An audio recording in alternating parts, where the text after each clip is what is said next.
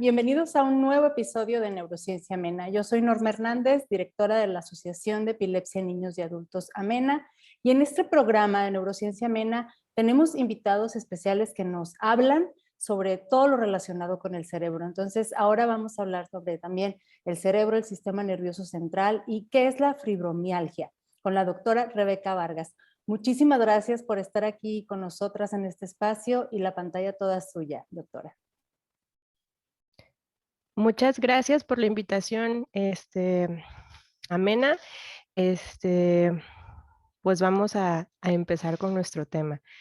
Yo soy Rebeca Vargas, soy reumatóloga y bueno, vamos a hablar un poquito sobre fibromialgia. Nuestra agenda es, vamos a tratar un poco sobre la definición, qué tan común es la fibromialgia, es muy importante entender eso. ¿Cuáles son las causas de la fibromialgia?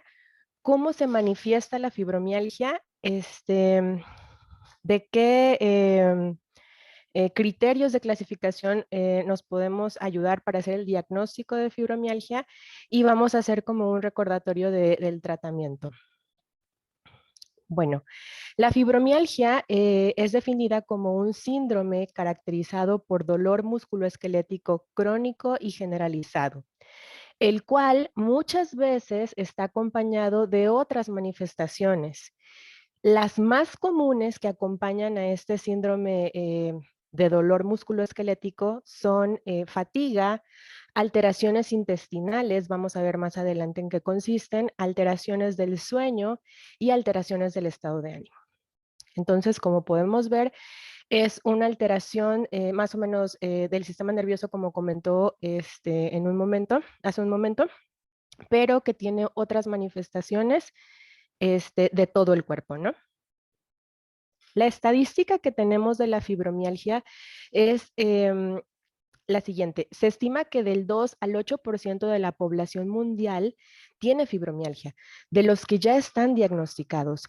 El problema aquí que vemos muchas veces los reumatólogos es que como los síntomas son un poquito variados en general, dolor, y van acompañados con muchas otras cosas que a veces pueden estar presentes en otras enfermedades, muchas veces se confunde el diagnóstico. Entonces pasan muchos años en los que el paciente está con un diagnóstico diferente a fibromialgia, y eso consideramos que es lo que a veces subestima la estadística de esta enfermedad. Esta enfermedad se reporta que es más común en mujeres, con una relación de 3:1 comparada con los hombres. Y tenemos aquí dos picos de edad.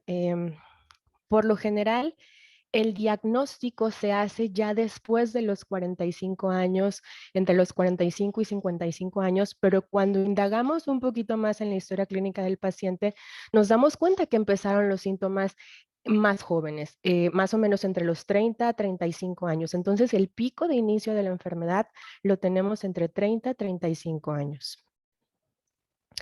¿Qué es lo que ocurre en la fibromialgia? Bueno, se han hecho muchos estudios tratando de indagar sobre el origen de la fibromialgia, y se ha llegado a la conclusión. Se han hecho estudios de imagen, estudios genéticos, estudios funcionales del sistema nervioso, y la conclusión es que es un problema en el procesamiento del dolor.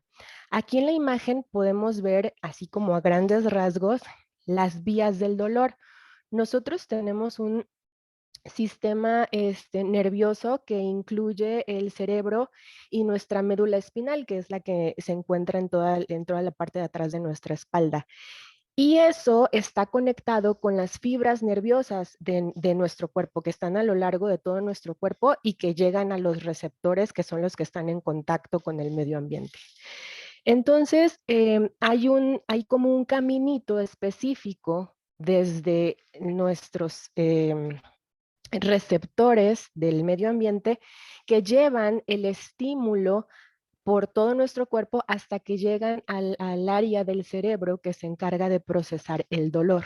Esto es lo que se llama vía del dolor. Así como tenemos una que recibe de todo el medio ambiente el estímulo y lo va llevando por todo nuestro cuerpo hasta que llega a la médula espinal y de ahí se llega hasta el cerebro, hay una que es como que el regreso de ese estímulo, que permite que, por ejemplo, si nuestra mano toca algo caliente, los receptores manden el estímulo de eso caliente, lo registra el cerebro y el cerebro manda luego un estímulo para que quitemos la mano. Entonces es una vía que va de entrada, llega al cerebro y luego el cerebro manda una señal para que hagamos algo, ¿no? Entonces, el problema no es que esta vía tenga una lesión, sino que la función es la que está alterada.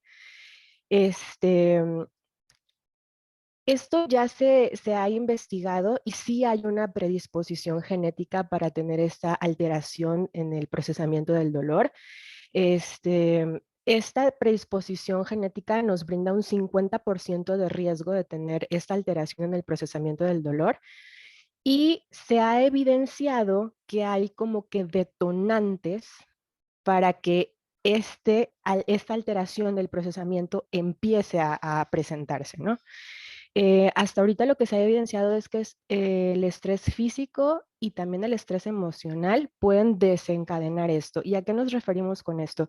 Cualquier cosa que pueda generar un estrés físico, ya sea un proceso infeccioso, un evento quirúrgico, un accidente automovilístico, un traumatismo en el cuerpo, pudiera generar esta alteración en la función de esta vía del dolor. Y obviamente también el estrés físico, el estrés emocional, perdón, también puede contribuir a que se desencadene esta alteración en esta vía del dolor. Y también se ha evidenciado que una vez que ya esté instaurada la enfermedad, la fibromialgia, sí depende mucho cualquier otro estímulo para que no se exacerbe los síntomas de la fibromialgia. Entonces, realmente causas son muchas, les digo, desde infecciones, procesos quirúrgicos, este, procedimientos quirúrgicos, algún tipo de traumatismo físico, alguna caída, algo que desencadene que el sistema nervioso empiece a procesar el dolor de forma anormal. Y dentro de las manifestaciones, lo más común que tenemos en la fibromialgia es el dolor. El dolor es bien característico. Son personas que tienen más sensibilidad a los estímulos que causan dolor, y es lo que conocemos como hiperalgesia. También, por esta misma alteración en la vía del dolor, hay una percepción del dolor ante estímulos que no deberían de causar dolor. Por ejemplo, una caricia, que nos agarren gentilmente, un roce de alguna ropa o de alguna sábana, y a esto lo conocemos como alodinia. De ahí, la mayoría de los síntomas que acompañan al síndrome doloroso, por lo general, son consecuencia del dolor crónico.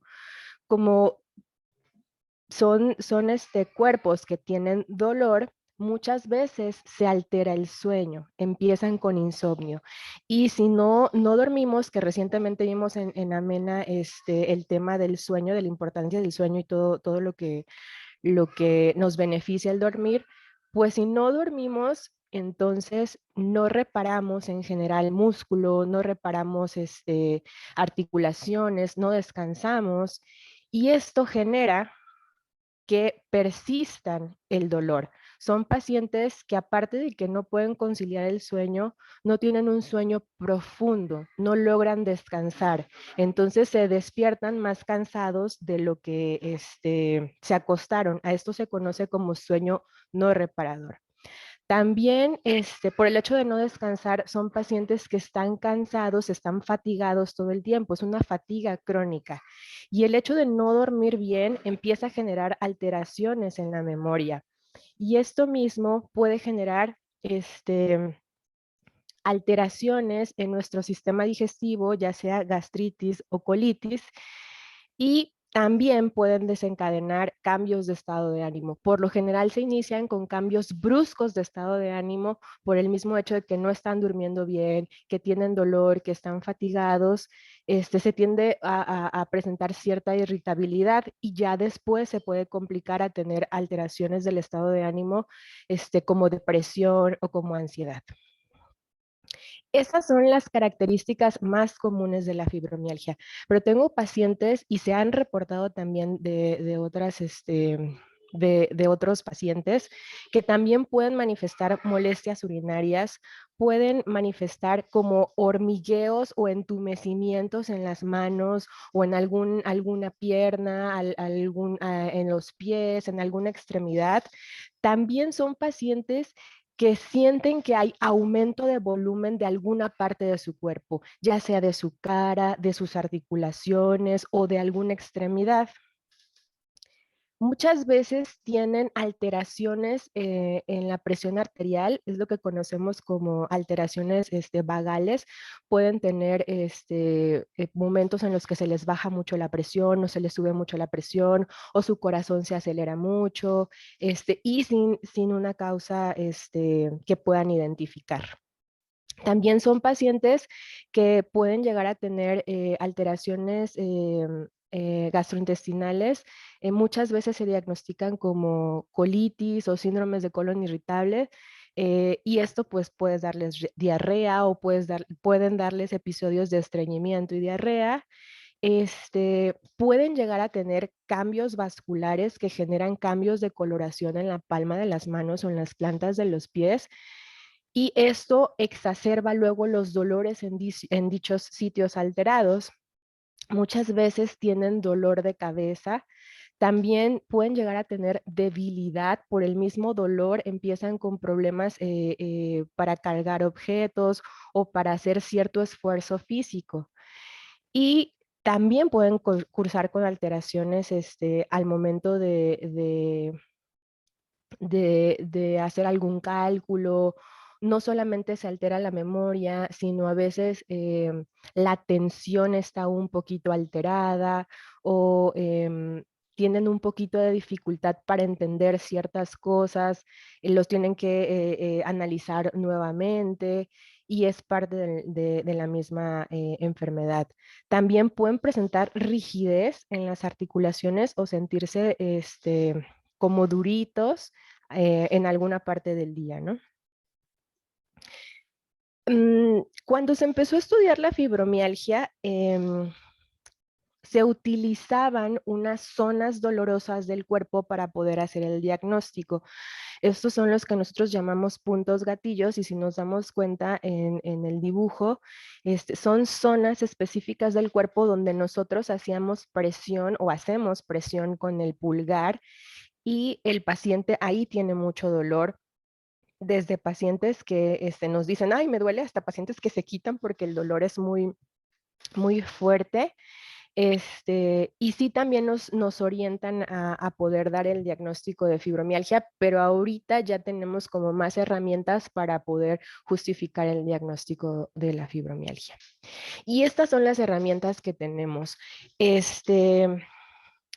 Como habían pacientes que no tenían esas zonas dolorosas que comentamos anterior positivas, sino que el dolor era como disperso, no solamente en esa zona, se hicieron estos dos herramientas, estas dos herramientas que si el paciente las cumple y tiene un puntaje específico, podemos hacer el diagnóstico de fibromialgia. Entonces, el diagnóstico de fibromialgia se hace de forma clínica. Estas son unas zonas del dolor, se llama Whispered Pain Index, es como un índice de dolor generalizado y nos divide al cuerpo en varias zonas. Para que podamos hacer el diagnóstico de la fibromialgia, con que tengamos más de 7 zonas acompañados de un score arriba de menor de 5, ya podemos hacer el diagnóstico. O que tengamos un puntaje del Whispered Pain Index de 3 a 6 con un score de 9 ya podemos hacer el diagnóstico. Y en el score lo que vemos son como los otros síntomas que acompañan al dolor. Tenemos desde el sueño no reparador, los trastornos cognitivos, la fatiga, y se da como una calificación según el paciente nos los diga. Sacamos la cuenta y ya podemos integrar el diagnóstico de fibromialgia.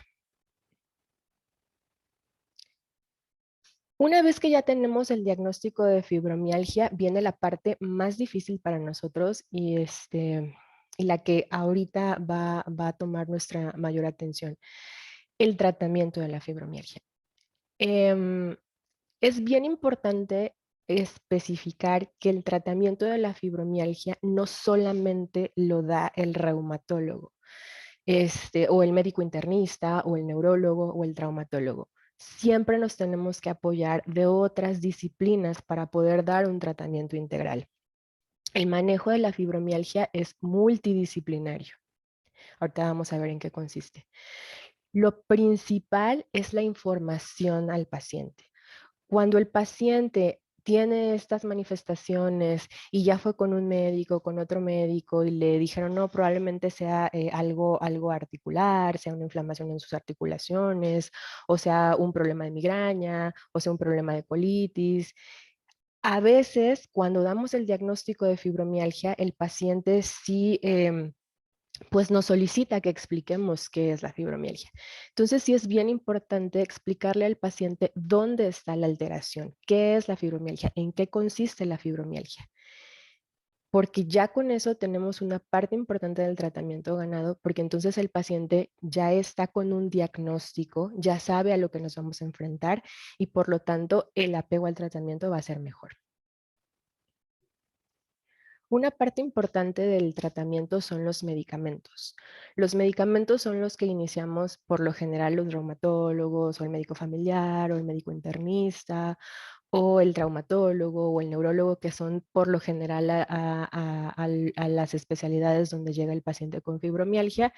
Y estos medicamentos van a ir dirigidos a modular esa conducción de la vía del dolor. Son medicamentos que van a actuar en ciertos canales de calcio, en ciertos receptores de esa vía del dolor para tratar que el estímulo sea lo más normal posible y no esté alterado y que no genere estos síntomas. Pero esto es solamente una parte del tratamiento. La otra parte esencial es el ejercicio. ¿Por qué? Porque ya se ha demostrado que el ejercicio nos ayuda mucho a modular la vía de regreso del estímulo. Por lo general, el neuromodulador que vamos a utilizar nos va a ayudar en la vía de salida, en donde recibimos el estímulo y va hacia nuestro cerebro, pero el ejercicio nos va a ayudar mucho a modular la vía de regreso. Entonces, sí es sumamente importante que el paciente pueda hacer ejercicio. Aquí es importante entender qué tipo de ejercicio es el que va a hacer el paciente. Se recomienda que sea un ejercicio cardiovascular y que sea un ejercicio de bajo impacto. ¿Por qué? Porque si empezamos a hacer un ejercicio de alto impacto, podemos lesionar músculos, podemos lesionar articulaciones y entonces el paciente, en lugar de sentir alivio, pues va a tener más dolor. Y aquí es importante entender que el ejercicio lo va a iniciar el paciente poco a poco, de forma paulatina, a tolerancia de su cuerpo, ¿sí? Y este ejercicio sí tiene que ir coordinado por un especialista en ejercicio. Por lo general son los fisioterapéuticas, los de fisioterapia, los que dan este tipo de ejercicios y que están vigilando y que inician al paciente en este tipo de ejercicio. Se habla mucho de la dieta en los pacientes con fibromialgia y sí, pues se ha evidenciado que una dieta con antioxidantes ayuda mucho a que esta vía del dolor vuelva a tomar su función como la tenía antes. Y aquí la terapia psicológica es muy importante. ¿Por qué? Aparte de que el médico hace como un interrogatorio para ver cuál fue el detonante de la fibromialgia, psicología nos va a ayudar a realizar una terapia cognitivo-conductual para aprender a asimilar estos eventos de estrés emocional que pudieran exacerbar los síntomas. Entonces, sí es bien importante que aparte de los medicamentos, aparte del ejercicio, sí psicología vea por lo menos de inicio al paciente y le explique cómo va a empezar la terapia cognitivo-conductual para poder manejar estas pues situaciones de la vida diaria que pudieran estimular a la vía del dolor y generar más dolor en este caso, exacerbar los síntomas de la fibromialgia. Entonces, cuando hablamos de manejo multidisciplinario, es porque aparte del médico, lo va a ver psicología, lo va a ver rehabilitación física. En caso de que sean muchos los síntomas gastrointestinales, sí es importante que nos apoyemos de nutrición o bien a veces hasta tenemos que mandar al paciente con gastroenterología cuando son refractarios a los medicamentos o que ya nutrición hizo sus cambios y que aún así no tenemos una mejoría, entonces ya los canalizamos a gastroenterología. Y a veces cuando la sintomatología ya se hizo un poquito más persistente del estado de ánimo, los tenemos que canalizar también a psiquiatría para que nos apoyen con el ajuste de ciertos medicamentos para manejar estos cambios del estado de ánimo. Entonces sí es bien importante identificar cuál pudo haber sido el detonante de esta alteración en la función de la vía del dolor y a veces el paciente ya con la ayuda de psicología y con la ayuda del médico identificamos cuáles son como que ciertas acciones o ciertas situaciones que exacerban la sintomatología. Muchas veces está ligado al estrés de la vida diaria. También psicología nos apoya mucho con la higiene del sueño. Se explica cómo es la forma adecuada de dormir. También el médico puede explicar un poquito a fondo en qué consiste la higiene del sueño. Y aquí sí es bien importante explicarle al paciente que aparte de los medicamentos que vamos a dar para modular esta vía del dolor, también vamos a dar medicamentos para el manejo de los otros síntomas, ¿sí? Entonces es un manejo sintomático tanto farmacológico como multidisciplinario. Y aquí viene un tema un poquito difícil de tratar en el caso de la fibromialgia. Em, Hoy en día se conocen muchas terapias alternativas para el manejo del dolor y para el manejo de los síntomas que van acompañando al paciente. Aquí sí es importante que cada vez que el paciente vaya a su revisión con reumatólogos o con neurólogos o con traumatólogos o con internistas o con médicos familiares, médicos generales, siempre le expliquen si están con alguna terapia alternativa para que entonces nosotros veamos si no es una terapia que pudiera generar algún riesgo. Por lo general, si son terapias que ya se han estudiado en la fibromialgia, muchas veces nosotros le decimos al paciente, no, pues está muy bien, continúe con ese tipo de terapia, pero sí es importante que le expliquemos a nuestros médicos qué terapia es la que estamos utilizando, aparte del tratamiento que ya nos dejó nuestro médico.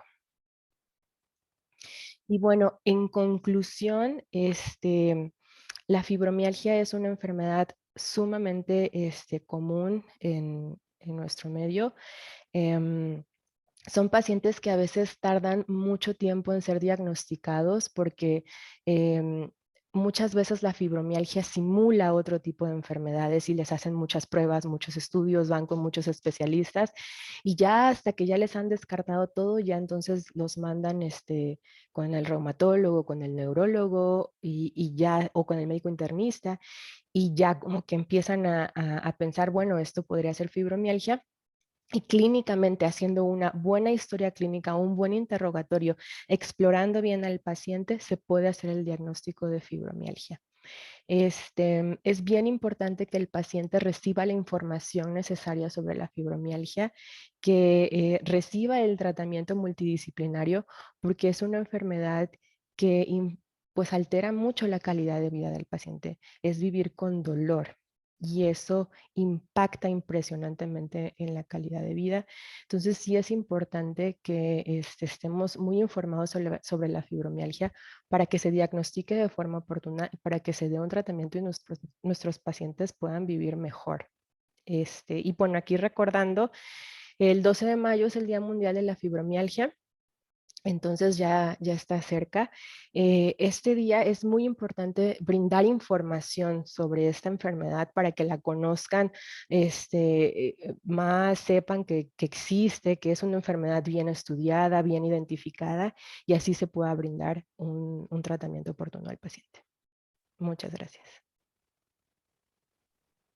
Muchísimas gracias, doctora Rebeca Vargas. Y bueno, pueden encontrar en nuestro Instagram, Neurociencia Amena, la semblanza de la doctora, así como en la descripción de este episodio. Muchísimas gracias por estar aquí con nosotros y hasta Gracias pronto. a ustedes.